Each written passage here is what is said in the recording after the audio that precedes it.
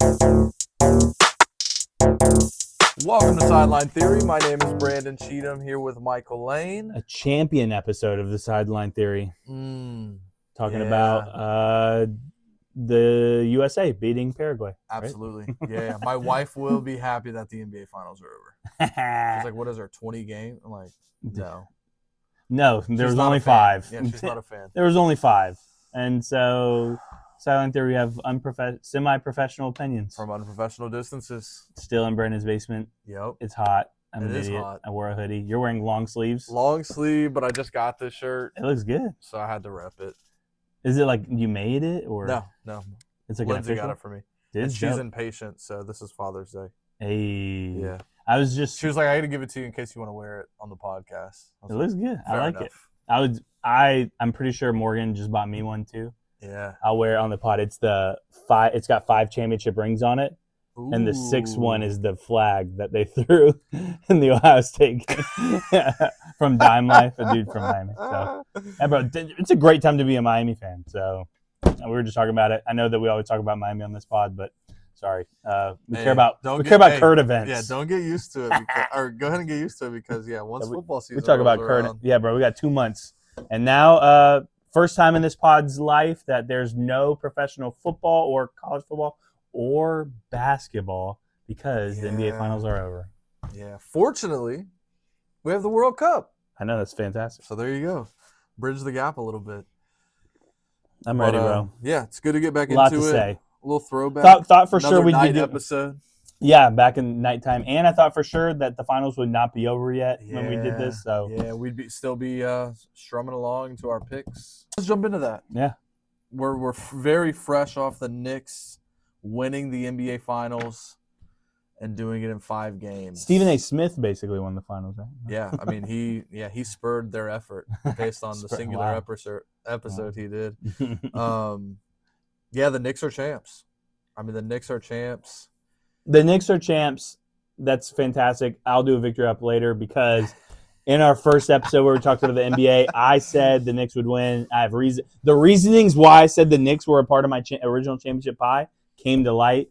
But I want to start with the Spurs because oftentimes people get mad of like, oh, you don't celebrate the winner, you talk about the loser. And like, if you listen to Tony Kornheiser, Michael Wilbon, those are people that we emulate a lot. Like, they always say the story is the losing team. Like, that's the more interesting story always. Yeah. But for our pod, you had Spurs in 7. I had Spurs in 6. Yep. I want to hit the Spurs. What do you think was – just give me go a little more broad, and then we'll go more nitty-gritty. But, like, what broad reasons why did this happen? Broad youth is a huge proponent here. 100%. Exhaustion from playing minutes you're not used to playing, kind of all the way across the board, and just not really being ready for the moment. And I think you pretty much cracked the code after game 1, which was if it's a tight game, if it's 5 points, the Knicks are winning the game. And guess what? They all turned out to be tight games, and you were right. They all turned out to be the one game that they won, it was not close with 90 seconds left. And so, broadly, I think youth caught up to them, and I think Wemby not playing a whole lot of minutes in the regular season really came back to bite them. Even at 22, you can't just ramp up. Is he 22? Yeah. Oh, I thought he was younger. Here's the thing, bro. Anatomy, and I want you to keep going, but anatomy, the man's 7'6". Like, his conditioning efforts are going to have to be different. And, like, the 29 minutes in the regular season is a big deal when you're not used to that. And your body's producing more just chemicals and stuff going on in these high leverage moments and situations in the finals compared to November 22nd against the Sacramento Kings. Like, it's all going to feel different. And so he undeniably, unequivocally wore down. Like, it's just true. It's just true. Do you have anything else, like, just broad of, like, what happened to the Spurs? Generally speaking, in hindsight, I do think you can take it wherever you want to go. Mitch Johnson was outcoached. That's where I wanted to go. That's one of my biggest takeaways is and Mike it Brown comes into some of the micro takeaways which for me are, and this really isn't the coaching point, this is just something that in the last few days that I've gone like, yeah, Wemby does not have a go-to move or shot or spot on the floor. Everything is, here's the ball at the top of the key, do something crazy, which he's good at because he's 7'5", can dribble, and can shoot. But all the greats, when the other team is going on a run, you go get to your spot. You have 3 moves from that spot, and you can get a shot that you like, that you can hit at a good enough clip that you can stop a run or at least stay above water. Yeah. They don't have that. And they don't have that anywhere, but Wemby doesn't have it, and that's the problem for them. Mitch Johnson, we were texting about that in Game 5. I thought he sat Wemby at weird times. 100%. I completely agree with the text that you sent, which was we were talking of, you say, hey, he needs to set Wemby until he needs to set him for 3 minutes. There was 8 minutes left in the fourth quarter, and I have a lot on Mitch. I completely agree that Mitch – do I think he's a bad coach? No, but the youth is definitely – he is involved in that youth of a macro. Why? There's 8 minutes left in the fourth. I sent a text to you and Devontae. He needs to sit Wemby till 5 minutes and let Wemby dominate the last 5 minutes. And I understand the text back from you and Devontae. Nope, this is the finals. Got to push it. I agree. Hear me. I'm a Kobe guy. He's over your to there people. I think it's our left shoulder. We're Kobe guys. You're playing the whole time. You're never coming out. I completely agree. But that's not how he was managed. And so you have to do it. And then it's not that they don't take him out. The worst part is they double down on and take him out with 5 minutes left. Yeah, that was dumb. It was dumb. If you're going to leave him, you got to leave him. Yep. Yeah. At that point, he stays. Yes. 100%. It's ridiculous. They're up 10, and 100%. Brunson goes on a 10-0 run himself. Yep. And it's just the mismanagement across the board from Mitch Johnson was staggering. Completely agree. I truly believe if Pop is the coach of that series, it goes different. It's easy to think that. The last micro that I'll give you, outside of Wemby doesn't have a spot or a shot that he can go to, and Mitch Johnson, to your point, showed his youth, kind of being thrust into a role that maybe he wasn't quite ready for and he hasn't really figured out yet on that stage. The last thing is, and you can wrap this in with coaching, Fox played way too much, way too late. Stephon Castle, I get he didn't have a great game. You have Castle and you have Harper, who you can plug into the game and let Fox sit down. He's not providing you anything really on defense, and he's shooting horribly. Yes. And he's still taking the shots, and what happens is he hits the little floater late in Game 4. Was it Game 4 or Game 3? At the end of the game, he hits one of the shots, and everyone praises they won Game him. 4. And that was the game he actually played they won well. Game 3. He played well. 8 for 12 shooting or something, and he hit the last second shot. Guess what? I still didn't like that he took the shot. That's not his shot to take. He scored 64 points on 70 shots in the series. And Mitch Johnson, I don't know if you're arrogant or stubborn or you just don't get it. You have 2 guards. I get it, they're young. But De'Aaron Fox is not providing the veteran leadership that you need anyway. The veteran guard, and I get it, he's not an old guy either, but he's the oldest. Yes. The veteran guard doesn't try to take the layup in the game that they blew on the 29-point lead. He pulls the ball out, and they foul him, and he shoots 2 free throws. Yes. And your hope is for a max guard, he knocks both at least of them makes down. one. And 100%. Hey, that Anunoby tip is a tie game versus a loss. 1,000%. So the fact that Mitch Johnson can't ID that or is unwilling to make the change, unacceptable. I think that, again, you pick Spurs, I pick Spurs. The world picked the Spurs. They were the betting favorites. My biggest takeaway is the first thing I text you once there was 30 seconds left, I stopped texting the group chat. I'm watching. I'm locked in, and I watch the reactions. That's honestly, as a sports guy, the best part is watching post-championship moments. Like that's what it just. There's that feeling, and so I sat and watched. The very first text I sent to everybody was, even the alien couldn't beat the process. Even Wemby could succumb to youth doesn't win in the NBA. It's weird that you have to go through battle scars. I think it's because it's so much more singular. It's team in the macro for sure, but it's 5 guys with a cutoff t-shirt and shorts. you're in football, you got helmets on, you got 11 guys, you got whistles and challenges, and even in soccer, you got dudes that are standing to the side. It's like in basketball, it's 5 guys on a small court going at each other, and the alien couldn't beat the process of needing battle scars. Wemby's getting crushed for saying that they dominated the series after the game. They led for 72% of the series. It truly reminded me of the Lakers-Nuggets Western Conference Finals 2 years ago, where the Nuggets walked the Lakers down every single game. Yep. And the Lakers would jump out to the lead, and they would get walked down by Jokic and Jamal Murray every single time because they were the better team, and LeBron's.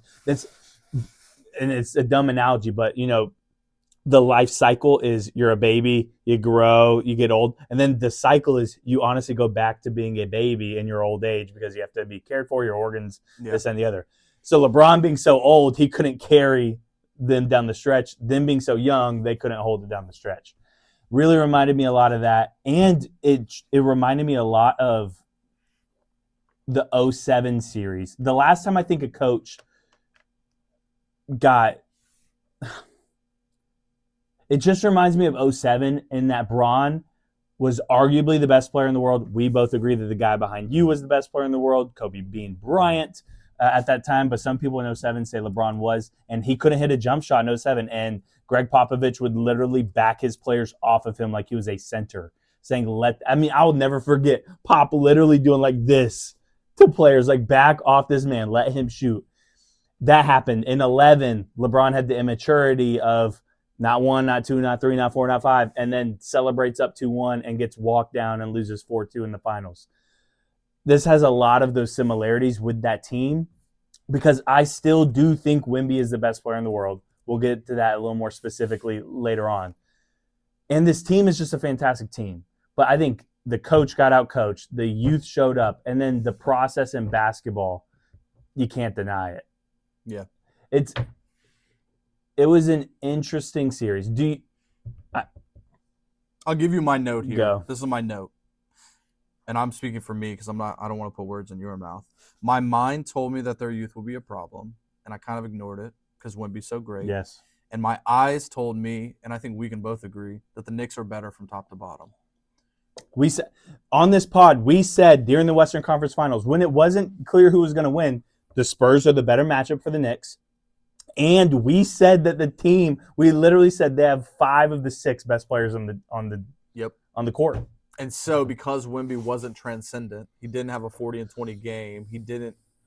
Maybe he wasn't able to, for whatever reason, he didn't do that. And that's where we gave so much credit because I even said it feels that way because Wemby is the best, but he feels like he's so good on both ends. Mm-hmm. He's really like 1 and 2. Mm-hmm.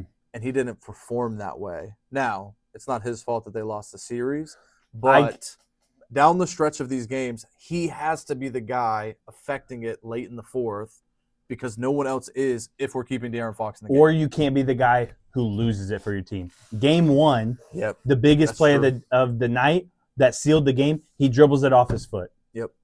Game 2, the Spurs should win. Yeah. He gets the board, spazzes out, throws it off Castle, they lose the game.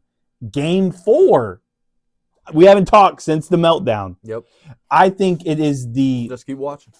Oh, my gosh, Devontae will live on forever. Now, on Brandon's other side of his shoulder is a Falcons logo. Rise up. We haven't talked since Game 4, so I want to do this. Game 4 is the biggest choke job I've ever seen in sports history. It is way different than that Falcons game. The Falcons game is the greatest comeback in sports history because, to me, the Patriots had to be perfect.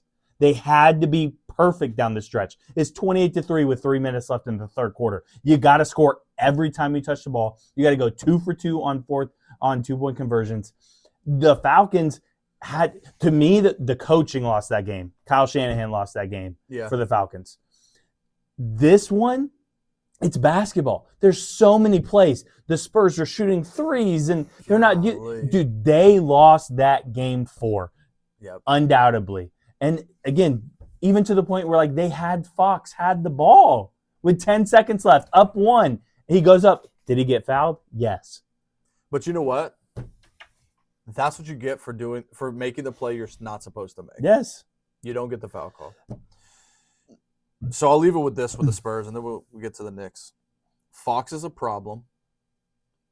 For his sake and the Spurs' sake, I hope the ankle is really the whole driving factor here because he was awful. I thought you were going to say, like, you hope his ankle's really hurt. And No, I for hope their for sake, his he doesn't play next year. He's bouncing back and performs closer to what he did before he was traded. And Goal New Zealand. We're watching the World Cup. Because he's unmovable. That's the issue. People are like, oh, let's trade him this, that, and the other. You're trading Can't him at move his lowest point. What the frick are you going to get with for a this max man? contract. Everybody feels the way that you do. I don't necessarily view it. I mean, yes, he was truly awful. But it's Wemby not. can get in the gym and develop a spot on the floor that he goes to and can stop a run, De'Aaron Fox won't matter because Wemby will have the ball. Exactly. Right now, you're selling so low. What are you getting for him? 100%. You're not getting any cost a lot, so you're not getting anything. The second thing, the Spurs had game 2. They had it. Wemby threw the ball off of home. I get it. It was tied when that happened, but they had the shot to go. So your comparison of the Nuggets-Lakers is perfect because the only thing and I've said this a few times on the podcast, the only thing that I can equate the inevitability that someone's going to win a game is when Braun was with the Heat. And the reason for that is they were just better than you. So if they could get the same number of shots, they're going to beat you. They're going to make one more. Doesn't matter if they have a 13-0 run the other way. The Knicks doesn't feel like that, man. They were hitting shots, but it wasn't like just. You're going to have to give my man credit here in a minute. We're going to talk about it. You're going to have to give my man some credit. They just kept walking him down. And if you give Brunson enough shots, he is going to beat you. I see what you're still slyly throwing in enough shots. Again, the guy over your shoulder, it wouldn't matter how many shots it took as long as the last one went in. We're saying 100%. He's the best in clutches. So 100%. I don't want to hear a number of shots. When it comes to the Spurs, I am highly disappointed in their finals. I can't believe, like to your point, I can't believe we overthought it. Yep. We overthought the room. I said Knicks. There's a reason when we did our very first NBA conversation, we talked about who would we take in our championship pie. I said the Knicks. And the reason being was because they're going to be healthy. They have a different coach. That was I want to talk about Knicks in a little bit. But I said not the Spurs because I thought that the physicality would be too much for Wemby. There's 2 different sports in the NBA. There's the regular season and there's the playoffs. And they outmuscled him. Like the thing that I'm most embarrassed about for Wemby was Game 5 and Mitchell Robinson got that rebound over him. Yeah, it's a 3-point game, bruh. Yeah. Are you kidding me? Yep. Are you kidding me? You let Mitchell Robinson get that rebound over you. It's like Wemby didn't even try for it. He immediately went into the body. Bro, you're 7'6". Yeah. It's almost just like he's 22. He's in his young. He doesn't realize in moments he's just taller than everybody. Because it's a free throw. Yep. It's your rebound to have. Do I think the Knicks deserve the title? Yes. Is it a super unpopular opinion? And who cares? And I'm glad that we have a low budget, no budget podcast that no one's going to hear this, but a few people, which thank you. I do think the Spurs gave it away. I understand that that's weird in a 5-game series, but I think that the Spurs gave it away every game. Exactly. Every game they gave it away. I said also, and I agree, we need to go to the Knicks, but I think it's the best 5-game series in the history of basketball. I mean, so compelling, great storylines. Yeah. I mean, the 29-point comeback alone skyrockets it. So let's talk about your guy, the Knicks. Jalen Brunson and the Knicks. Prove the doubters wrong. I'm the doubters. Brunson, you got to give him credit. He has now bucked the trend of a small guy can't be your best player and you win it. It's so funny that we say small. He's like 4 inches taller than me. I've heard people who are in the know that are like, they say 6'2", but he's not. Like they're like, really? Bro, they're just saying that. He's really okay, 6 good. foot. He's close. Okay, cool. Yeah. Much closer to me.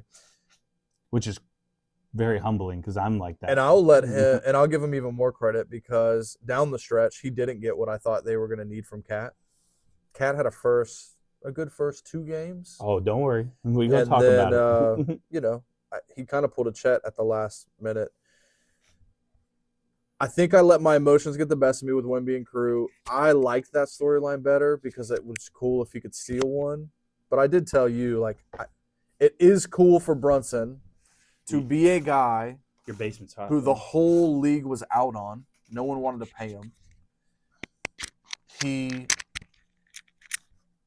takes less on the contract to bring other guys to help him, and he's just steady. The last few years, he's trying to break through a brick wall, and I think it landed perfectly for them.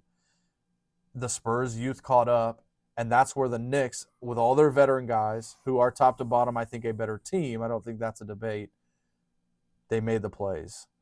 And I think the guys around Brunson made enough early in the early games to keep them afloat, and I'll give him credit. Brunson was ice cold in the fourth quarter, even on the nights he was shooting horribly. And then he tops it off with a 45-point historic game. Jordan-esque. To close it out. It's not just 45, bro, and it's Jordan's last game against the Bulls, and I love it. It's my favorite moment in the Last Dance documentary where it's literally Pippen is, was he hurt or not? Who the frick knows? Yes, he would argue he was. I'm sure everyone would say he was. Regardless, it's 1998, going for the sixth ring, sixth game in Utah. Pippen's back is hurting. Whatever, like how'd that happen? Yeah. And Jordan has to score 45 of the 90, maybe, like something is staggering. And that's what Brunson scored 45 of what they have 94. 94. He scored 45 of them, bro. And so it very Jordan-esque. He won a closeout, and Cat had 6 fouls and 2 points. That's your second best player. So props to Brunson. Do you give Brunson clutchest player in the league?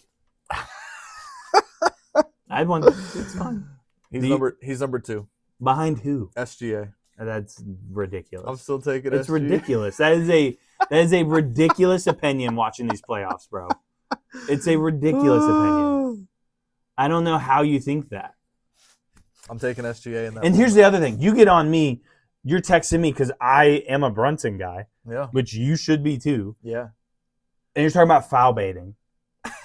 You just said the clutchest guy in the sport is SGA. Who's the number 1 foul baiter in the league? That's just because you complain about it. So when your guy does it, I gotta jab you a little bit. You complain about it too. Dude, I don't understand what you're holding on. What has SGA done that's more clutch than what Brunson did? And what did he do? What has SGA done? I can't think of anything that's like, oh wow, that's so clutch. Sure, he makes shots. Like, I'm not trying to say he hasn't made shots down stretch in he's games. He's just like been in different moments too, right? Like it really hasn't been there at the end. Because when it is, he hits it. The step back 3. That's the one. That I don't know how you make. I am flabbergasted that you're making an argument that Jalen Brunson is not the most clutch player in the sport. That there's anybody with a minute left you want the ball. I'll say he's had the most clutch playoff run. But if there's 5 seconds in the game, I'll take SGA. All right, you're taking that L, boy.